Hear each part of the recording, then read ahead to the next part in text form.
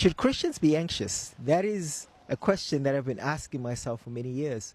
When you talk to a lot of people, they will quote to you Philippians chapter 4, verse 6, and they will say, do not be anxious in everything, in every circumstance, through petitions and prayers, make your requests known to God. So they will say to you, don't be anxious, and they will make it almost like it's a sin issue, that it's a sin to be anxious. But the truth is more nuanced than that, because Paul, who's the same writer who actually writes that verse, when he talks in chapter 2 about his friend Epaphroditus, that he almost died, and then God was able to save Epaphroditus. So what Paul says in Philippians chapter 2 verse 28, it says, thank God that he was able to save him, to spare Paul from anxiety.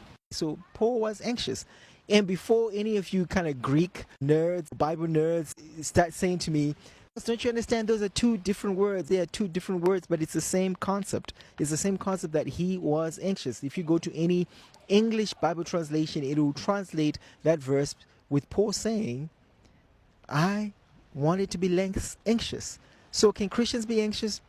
Yes, of course Christians can be anxious.